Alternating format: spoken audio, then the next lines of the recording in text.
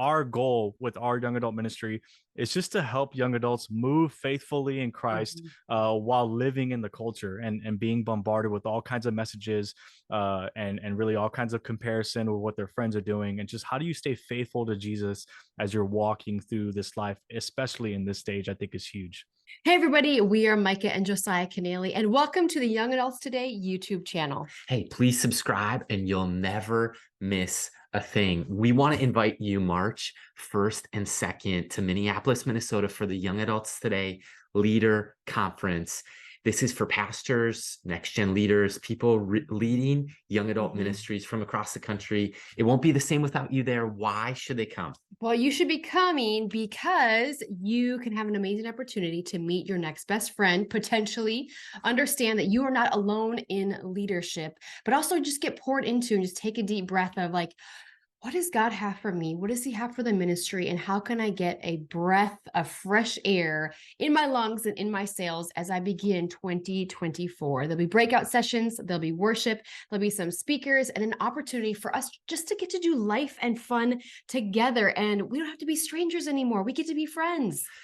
It's incredible. Today's episode is brought to you by our friends at the King's Council. Riley Meek is the founder, and the King's Council really is your tribe, especially if you're a young leader, if you're an entrepreneur, if you want to move from entrepreneur to entrepreneur. Maybe 2024 is the year that you start a side hustle, start a nonprofit, start a business. The King's Council has courses, mastermind communities that you can find other like-minded people, because look, leadership does not need to be lonely. You can find out more by visiting www.youngadults.today/partners and visit more in the show notes. Here's today's episode.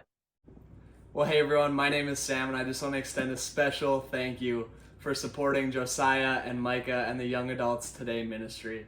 As someone who's felt the direct impact of your support, whether that's contributions and donations or just prayer, from someone who's felt that firsthand, thank you so much. You made a difference in my life, and God is truly working through this ministry. The story starts in January of 2020. I was at a conference down in the Twin Cities.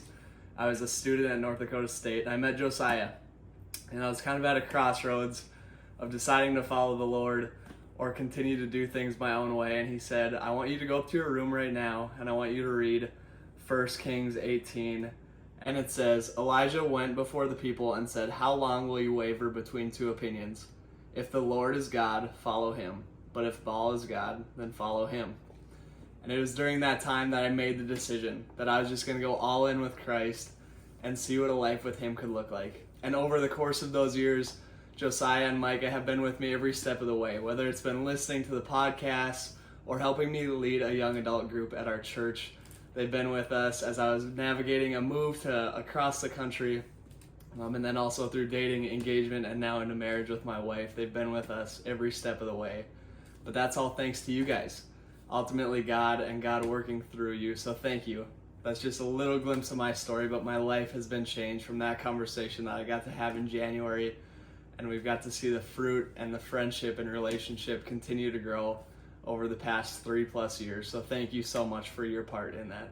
Thank you for tuning in. Happy Monday. If you are tuning in for the very first time, you know, or maybe you don't know yet, that every single Monday, we want to help you start your week strong in leadership, in ministry, on your college campus, in your church, wherever you're at, whatever you're doing, wherever you are listening, you can expect a new Monday episode to drop with some of our favorite people, our favorite guests, authors, pastors, people who are doing young adult ministry, who are kind of just trying to answer the questions that all of us are asking, or that we are going to ask sometime in our life of leadership, or maybe you're the 18 to 30-year-old listening and tuning in today. But we just want to say, if you would love to, or we would love for you actually, to rate, review, subscribe, let us know how we're doing, and just let us know how God's moving in your life and what's been going on your side of the world if you're listening over there. So we have an incredible guest today. We'll just say, Danny, welcome to the show. Josiah's getting introduced to you. How are you?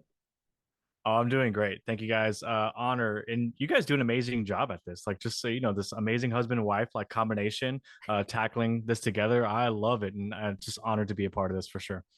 Oh, you're the best. Thank you. You're the best. And Danny is a friend of ours. He's our guest today on Young Adults Today podcast, but God's allowed Danny to be involved in student ministry for 7 years, church planting in New York City for 2 years, and now serving full-time at BT Church in South Texas as the young Come on. adults and online pastor. What I notice is a lot of our friends in the young adult ministry world, it's like young adults and youth, or young Oh adults gosh, yeah. and Yeah. what's beautiful about that is you have a heart for the house, you have a heart for Come on. God's people and to serve. Yeah. And that's just an amazing way to do it. And can we just kick it to you? We'd love to hear some of your journey of life and leadership. Yeah, I love it. Let's do it. So I'll start off with saying that for my story, I didn't grow up in church. The joke I always use whenever I teach, like at a student camp or young adult conference or something, especially like if the audience is like, they grew up in the kids ministry, kids camp, student camp. I always say I've never seen an episode of VeggieTales, and that's still true today. Maybe one day I might jump into it, but I still don't really know what it is. I just know it was like a church thing for kids. But yeah, so didn't grow up in the church. My family, just for whatever reason, didn't go.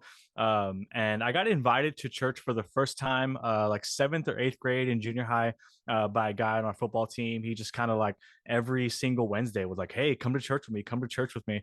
And I kind of realized that he was never going to stop inviting me until I said yes. And so I was like, "All right, bro, here's what we're gonna do. I'm going to say yes to this one invitation, but you're going to promise to stop inviting me because I just know you're not going to stop." So I finally go with him and actually had a blast. Like I'd never experienced a youth ministry before. And so it was really there, like in junior high, that I got introduced to church. And then when I got into high school, my freshman year, lived a pretty rebellious lifestyle in and out of relationships, partying, just kind of that whole lifestyle. And then my junior year in high school, I got invited to church again to be a part of a different youth group, and this one was by a girl. And sometimes girls kind of entice guys to join a Wednesday night group, and that's what happened to me. And through that, I met who became my youth pastor, and he and I just got like really really close. He just, for whatever reason, saw something in me, would take me out to coffee, to lunches, and we just hang out, and he would answer my questions about the Bible, and it was just a really good time. And so going into my senior year was when I gave my life to Jesus. So that kind of stirred really a heart for like student ministry, for like entering into the college world as well, because that's when I began my journey in my relationship with Christ. And kind of pausing a little bit, really, that really also transformed my family. My parents were really supportive. Right when I got saved, I kind of knew that I had a call to ministry. I started serving in my church, became like an intern, and worked at a summer camp and did those sort of things. And my parents were like, "Yeah, like do it, like have fun." And anytime I would do something, whether it's like I got an opportunity to teach or speak or do something, they'd always would show up and support. I'll say this really fast. I think this is true for anywhere, for any teenager or any college student that lives in your hometown. Your dream is to get out of that hometown. You're just like, give me anywhere from here. But that's so true of South Texas. My dream was, man, God, anywhere, like San Antonio, Dallas, Austin, anywhere. I never thought New York City, but that happened too. And really what happened was, as I was moving away from South Texas, I got the opportunity to be a student pastor in my hometown. And man, that scared the life out of me because I didn't want to, like, I feel like I was just in my hometown. But then kind of God softened my heart. Was like, you get to minister to high school students that like you once were, that you'd lived the lifestyle they lived. And so that was a really cool opportunity.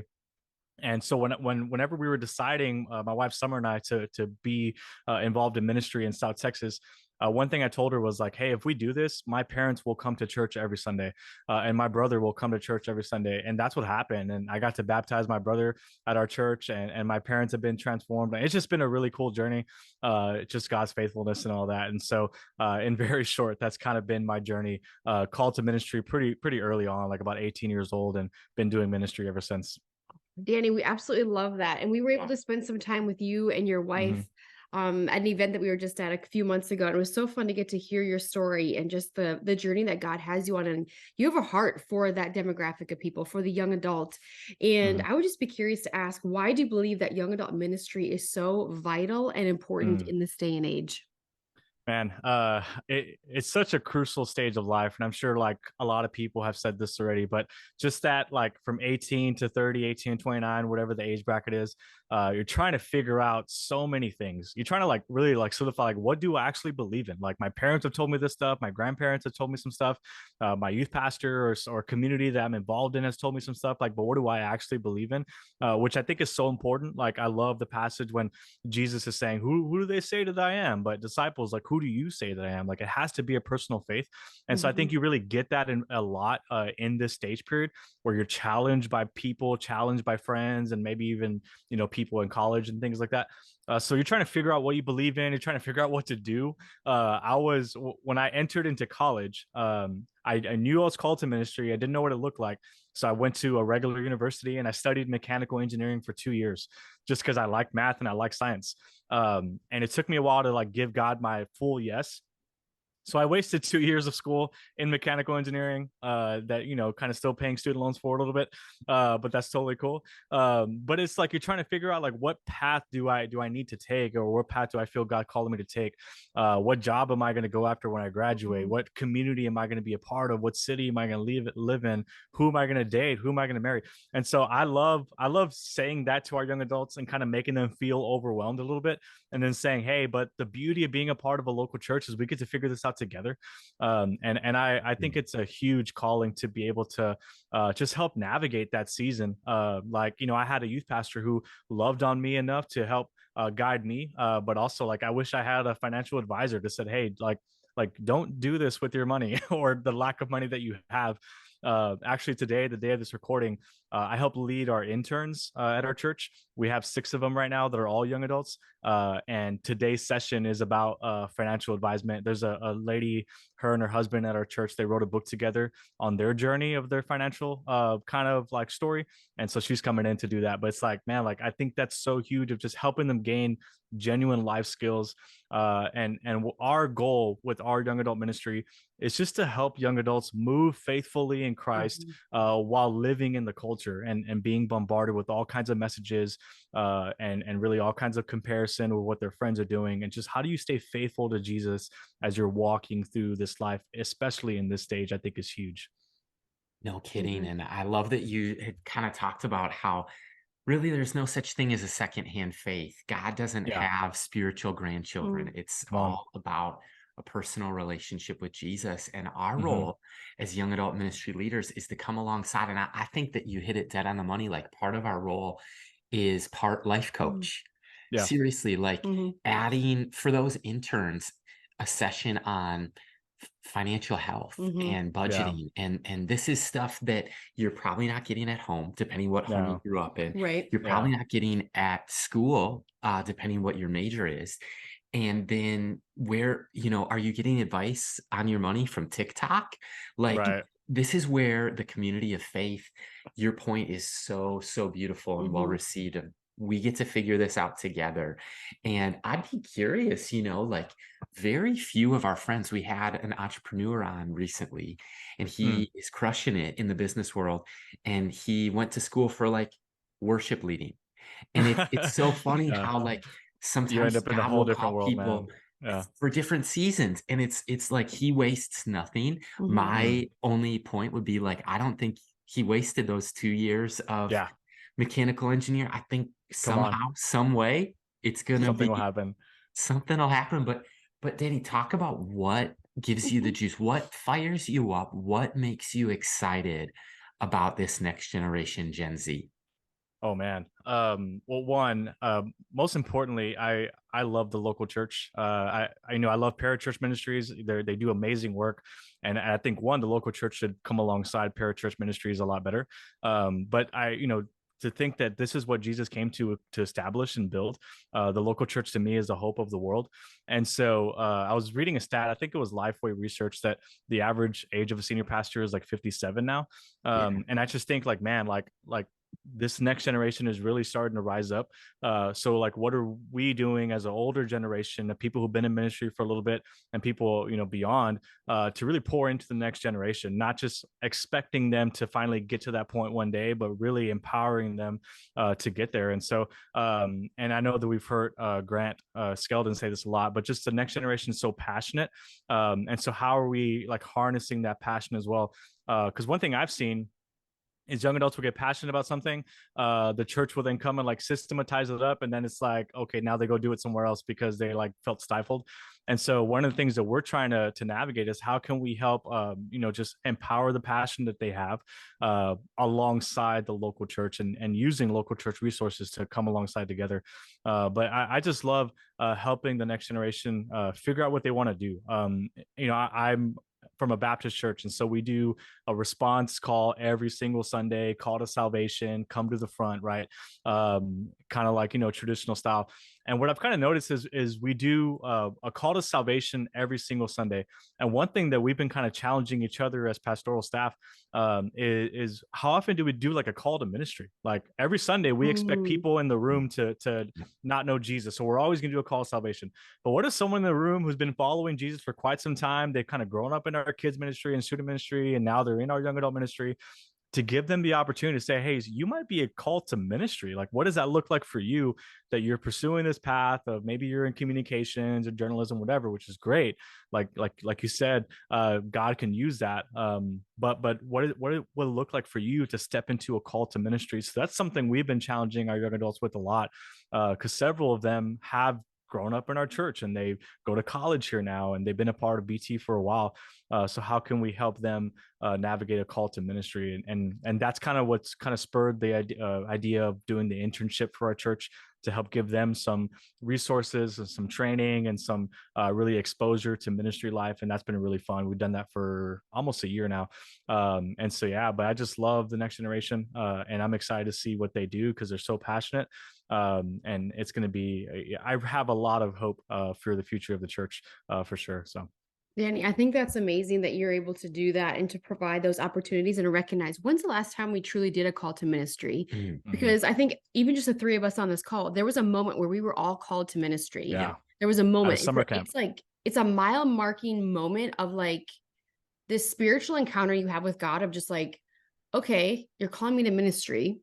Yeah, am I going to say yes? And sometimes it takes people, like you said, I was really wrestling by going all in, but you did say, yep, Lord, here I am, send me. And I think ministry is such an amazing, beautiful thing. And it's not saying yes to salvation. It's not saying yes to like a water baptism. Those are essential. Important, right? But it's like, when we say yes to ministry, that's a whole different level of responsibility, of leadership, of dedication to the Lord and his people by becoming a shepherd yourself to, the people God is placing before us. And even if the listener, if your young adults are not called specifically to be a pastor, to be a church planter, to be whatever it is in the ministry world, they're going to be ministers in the coffee shop. Come on. Yes, they're going to be that's ministers over the people they're performing surgeries on. They're going to be the ministers in the classroom of the people who don't yet know Jesus. And I think when we kind of get that mindset of like, okay, and I will say this, like, I'm so proud of you guys for actually calling a response of saying, come forward to the front if you want to say yes to Jesus. And here's why. John Chris said this perfectly in one of his little skits or whatever. What do you want to call them? Stand-up comedy. And he's like, hey, remember like in the 90s, like if you said yes to Jesus, like you had to actually get up out of your seat and like walk up front and like let everybody know that you just said yes and it's uncomfortable. Like look at my shoulders, like that's uncomfortable. And he goes, well, then the next round of it was, okay, everybody close your eyes on the count of 3, raise your hand. 1, God's moving. 2, if you want to do it, say raise your hand. 3, raise your hand. And now we've get to this point where like, hey, open up your phones and scan this QR code if you want to say yes to Jesus. Jesus is not a barcode. Okay. Let's just get real here. So when you say like, hey, we are asking people to surrender their life to Christ and tangibly, physically get up in front of an audience and say, wow, I'm all in. Baptism, like your family, like you said, you were able to baptize your brother. That's an outward declaration of an inward transformation. That is the next stage of salvation, baptism. Right. Like that's biblical. That's what And Jesus and at said. our That's what church we the Bible says, practice like on the spot baptisms. Like we always have towels, shirts, and spontaneous. torch ready to go. And yeah, so we do that. Like, so a lot of times we'll ask our worship team, like, hey, for response time, play a couple of songs, be ready, because we might have some baptisms, because they'll see Yes. people come to the front. And so then our pastoral team will go and talk to them to kind of see their decision, because sometimes it's rededication or something like that, which is totally fine, or repentance of something. And so but if it's they've never been baptized and they just genuinely accepted Jesus, then we'll do baptisms right there. And sometimes it's cool, it's actually overflown into the start of the next service, because we have multiple services. So if we're flowing too late, we'll end the service and we actually kick off the next service with baptism. Like, hey, this person just responded at 9 a.m. We're going to baptize them right now. So that's been Love really that. cool too. But yeah, no, our senior pastor is really good about just that call to response of like, hey, like let's make a decision if you feel led to do that right now. That's so good. I wonder if part of the, some call it a leadership crisis or a future of the church, certainly it's a call to action, but the aging clergy, the fact that 60 years old is the average age of a minister right now, of a pastor of a church. I wonder if some of it isn't the solution of that. I wonder if some of it isn't just us as those who are called to equip the saints and to Right. It could be from a stage. It could be a moment in a service. It could certainly be at camps and weekend retreats. And those are definitely more free-flowing experiences where you're a little less hindered on time. Like you're not bumping up against the 11 a.m. service or whatever. But I just wonder, even one-on-one, like, hey, I've just noticed some of these gifts. Have you ever thought about exploring a call of ministry? I'm not saying you're called. Have you ever sensed a call? Like, talk about where you're at with that. And I just think giving people an opportunity, and I would just say my experience, believe it or not, just over a decade in full-time ministry right now. And I just think that ministry is a great life. I've served in a local church. Oh, yeah. We've been campus missionaries on a college campus. Now we've been about a year and a half into leading Young Adults Today as a nonprofit. But the life of ministry is a life of faith. It's a life of adventure. It's fun. Our youngest daughter, like, she learned the word adventure. And you asked, one day we were driving in the car, she goes, I want to go on an adventure. She's 2. And I'm That's like, so cool. Baby girl, Let's do it. Buckle up. Adventure of a life. I want to go on an adventure too. And so, I mean, getting practical here for this next segment, Danny, I want to talk for the listener. Take us to BT Church. What does a young adult night look like at your church and your ministry? It's so cool. So yeah, it's been a cool journey. Our young adult ministry, I guess, kind of started, a little bit post-COVID. A lot of ministries shut down, obviously with the pandemic. When I was youth pastor here, they had like a young adult group. It was a Friday night Bible study, not really like a service, but it was great. Our associate pastor led it, and he would teach on just some really cool stuff. And kind of one of the fears that we had, just speaking, tangibly about our church, was kind of creating student ministry 2.0. Some of our leadership team was like, we don't really want to do that. We don't want to create a church within a church as well. But my thought too was like, man, we have like 20,000 college students that don't go to church in our area, so we got to give them something. And so when I stepped back into this role after church planting, our leadership team was like, hey, well, how about you help begin a young adult ministry? It's post-COVID. We can start from scratch. Let's do something. I was like, great. So myself, alongside our associate pastor and one of our worship leaders, we just kind of got together and started connecting with young adults. And so what we decided was to do a Tuesday night service every other Tuesday night. So and that's still our rhythm today. We've been doing it for, I guess, almost 2.5 years now. Every other Tuesday. Part of that was the people that were leading the ministry, myself, our associate pastor, worship director, all of us were full-time other ministries at our church. And so we didn't want anybody to burn out. And we wanted to kind of teach our young adults, like, well, one, like, we have Sunday morning every week. And so our hope is that you connect into that service. So you don't need another weekly service to be a part of. But secondly, like, let us teach you a rhythm of Sabbath every other week as well, where you don't feel like you have to just then come to a service again. And so we've been doing that, and we have, and that's still our rhythm today. Like I said, every other Tuesday night, we have a really simple service, is how I would describe it, I guess. Is we do worship, we get in the word together, and then we fellowship. A lot of people will, like, just in different pockets, will go eat somewhere afterwards. And kind of speaking of response time, one of the things that we've kind of created as our culture is, I've always thought it was kind of funny, like, response in the church happens during the last worship song only. And I'm like, it can happen after that. Like, it doesn't have to be this, cry moment at the altar during the last worship song. So we really, like, at the end of every service, we say, hey, if you didn't respond right now during the song, that's totally cool. There's leaders planted around the room. Look for them, and if you want to talk, like, pull them outside, like, or go out to eat together.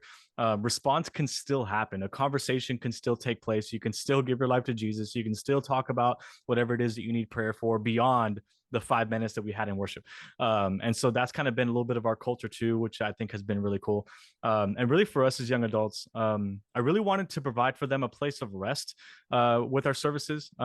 We and this is probably true of every church, is my guess. Churches really expect a lot out of young adults, which makes sense. They're young, they're passionate, they're talented, they can do a lot of really cool stuff. But they're also probably busier than we think, right? They have, some of them have jobs, they're in school full time, some of them are athletes in school, and then they, families, friends, all that stuff. And so I just kind of saw, like, man, we're asking a lot of them. I just want them to feel like they can just come and rest and worship and find community. And so we have a really just easy service where I feel like we've kind of created that environment for them to come and just have rest and worship God just in that moment. So that's been really cool for us, and we just kind of want to keep fostering that reality for our services. But yeah, and it's been fun. And we try to answer questions that young adults have. A lot of times in our Tuesday night services, we pull questions a lot from them, and then sometimes we'll do like a Tuesday night session where we hit on that topic, and then we do a post like Q&R after the topic. So we say, hey, we just gave this message on X topic. If you guys want to stick around, we're gonna do a Q&R right after this. Feel free to do this. We'll pass around a mic for questions. And so we like doing that because I think one, and we all know this, but a lot of our young adults are finding answers and content outside of the church, right? And so we don't know what they're learning and what they're listening to. And so, and then maybe they feel like the church is not a safe place to ask these kind of questions because they don't want to be judged or whatever. One of my favorite stories in scripture is when the disciples see Jesus praying and they say, Lord Jesus, teach us how to pray. Like, prayer is like, you should know how to do that as a disciple. Like, you're a follower of Jesus. You should know how to read the Bible. You should know how to pray. But I feel like they were willing to say, like, all right, one of the most basic spiritual disciplines that I should probably already know, but I see Jesus and something's different about his prayer life. Like, I'm not going to be afraid to ask that question. And so we try to cultivate that. Like, don't be afraid to ask questions here. We're going to give you our response, and you may not agree with it. Like, I don't know if you're a believer in Jesus or not, but we're going to give you our response of what we think biblically about this topic. And that's kind of created a really cool, healthy culture for us, to where we want to create a safe space where they can come and ask questions and hear what we have to say about it. So sometimes we do like a Q&R response after services, which is a lot of fun as well. Danny, I love that you're creating a culture, but you're also allowing them to help cultivate it. And I think so as leaders, we're afraid to let the volunteers in even after the vision has been casted, which is really bizarre in leadership. But I think it's a tension that a lot of people wrestle with and need to learn how to manage. And it's a power trip maybe in the human side of all of us. There's like this struggle that goes on of like, this is my baby, this is our vision. It's like, well, without vision, the people perish, but without people, you're going to perish. Like the vision. 100%. I was going to say that in reference to like the call to ministry aspect. Because I do feel like one of the fears is that if we build up people, then we might lose our jobs. Like as ministers of the gospel, right? Like, all right, like if I'm building up this person and they're really talented, they may take over as the young adult pastor one day. And then what am I going to do, right?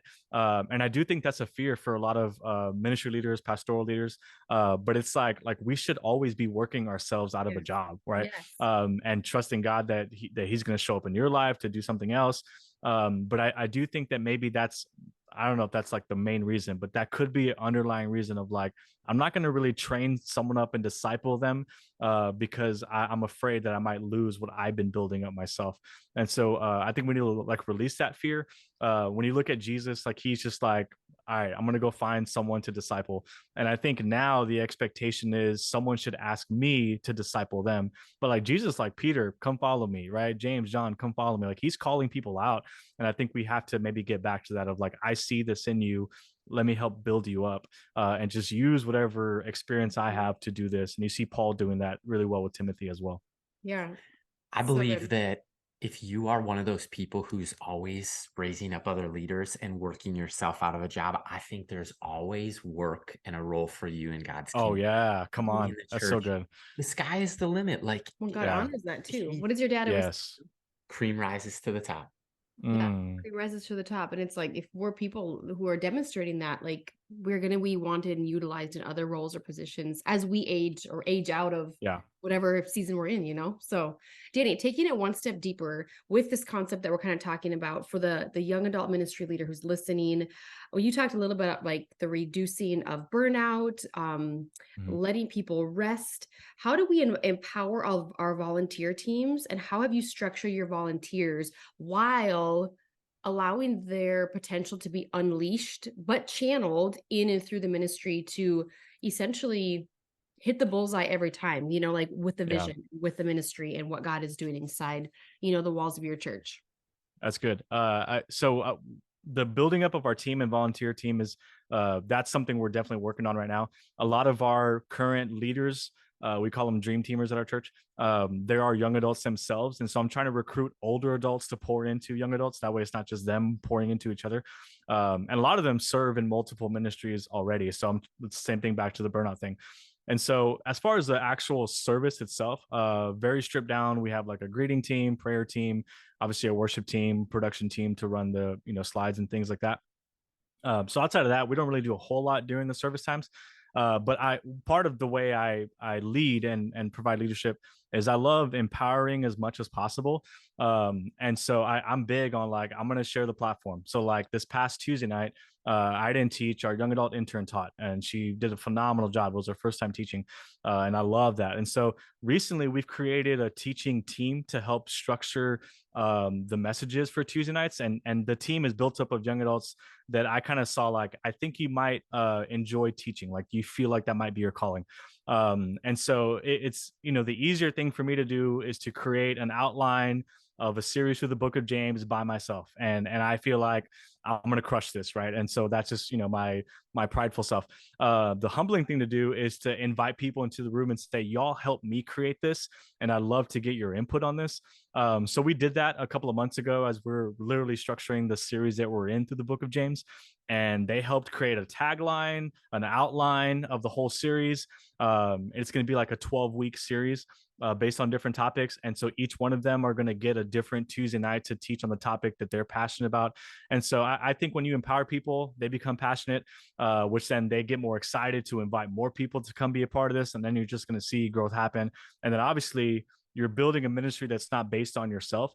So if God ever does call you out, like you have people who are just ready to step in and go. And so that's kind of been really cool. Like I try, like I'm at this weird mode. The other day we had young adults. I was on stage, and one of our young adults goes, "Hey, skinny jeans aren't in anymore." And I was like, okay, like now you making me feel old. That's not cool. But whatever. But I'm like, all right, I'm aging out of this, right? I still think I'm cool. I don't know if I really am or not. So like I need to get their input. That way they are part of a ministry that they get excited about to then want to invite more people. Because that's what it's about. Like it doesn't really matter what my preferences are. It's what do they think about this? Is this a place that they feel excited to invite their friends? And so I really try to really incorporate a lot of response from them to be able to build up what we're trying to build up. And so a lot of that happens outside of our service time. Try to connect over coffee or things like that. Just have some conversations of where do you think we are? Where do you feel like where we're going? Is it a good direction? Just to kind of gain some input. But yeah, I love getting their responses and really helping older adults feel that as well too.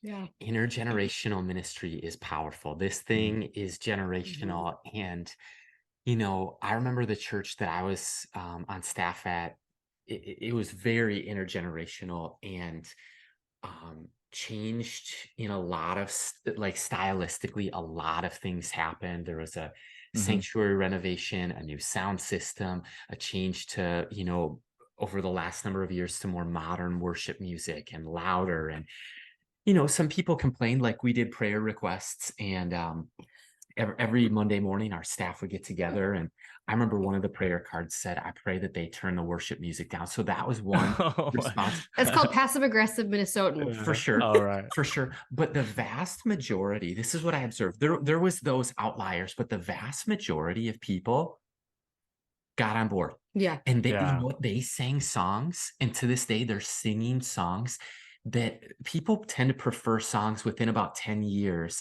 plus or minus, of when they came to faith. And so if you're that's funny. 70, That's so good. 80, you're thinking of the Gaither, you're thinking, this and that, and hymns for sure. And to see how contemporary Christian worship music has changed. Evolving, right? I guess a word to our generation and those young leaders. Okay, right now, our preferences are probably in.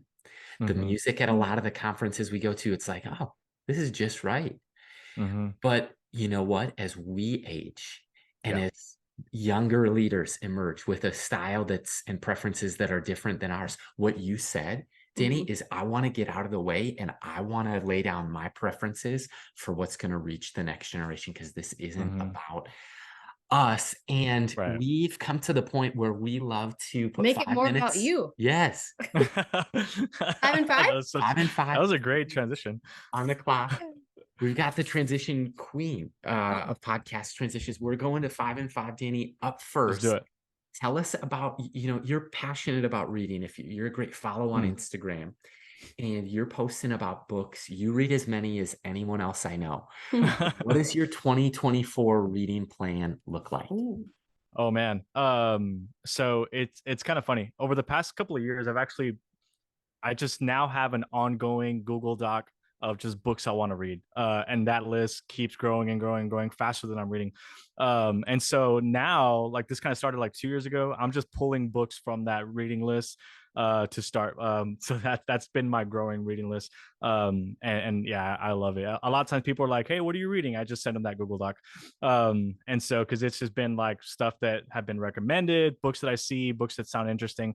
And I just throw it on that Google Doc and try to knock it out as best as I can. But I do have a couple of books that I'm really excited for that I've already kind of purchased now. One, I try to read a systematic theology every year. Right now I'm reading through the Portable Seminary, which has been a really cool resource. And so I'll basically go like to half price books. I'll find a systematic theology book and then just kind of read through it. So I'll definitely have that on my list. I don't know if you guys follow, I think his name is Tim Chalice, I think is his name. He has a blog called Visual Theology. And every year he posts a reading challenge. And what I love about it, I found this, man, like 7 or 8 years ago. And every year he updates it. But it gives you book prompts. So like, read a book about prayer, read a book about discipleship, read a book about blank. And what you do is you then find a book based on that topic. And so a couple of years ago, I just copied and pasted. He gives you like 100 topics to choose from.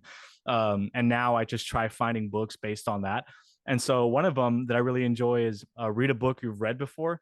And so a book I read at the start of every year for the past 6 or 7 years or so is The Celebration of Discipline by Richard Foster. I love starting the year with the topic of spiritual disciplines. It's just kind of like builds that foundation. So I'm really excited to get into that again. And then normally what I'll do is I'll try to choose one of the disciplines to kind of practice over the course of the year or so. So that'll be fun. And then, at the conference that we went to, it was a Speak conference in Atlanta back in like April. They had a table of just historical literature. Man, I was blown away, and gosh, I could have spent all my money there. But I have this book. I knew you were going to ask this question, but The Pilgrim's Progress, like this copy, is gorgeous. So I bought this there.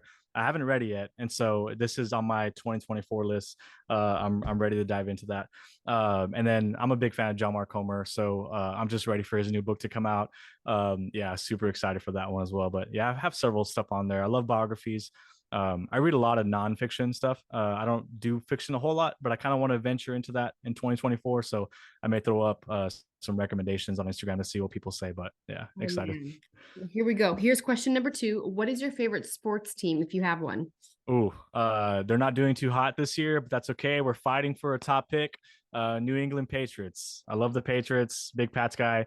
I actually was a big Mac Jones guy, and it's not looking good. So Not looking let's good. move on.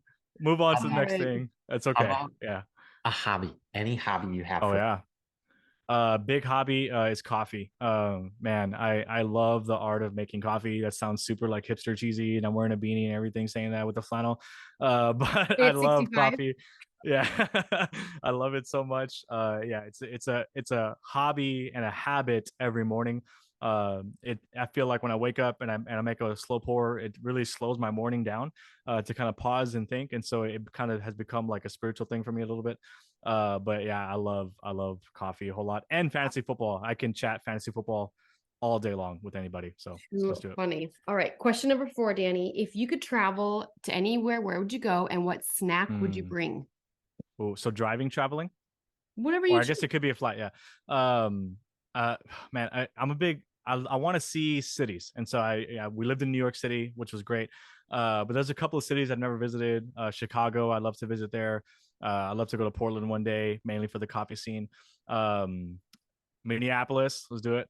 Yeah.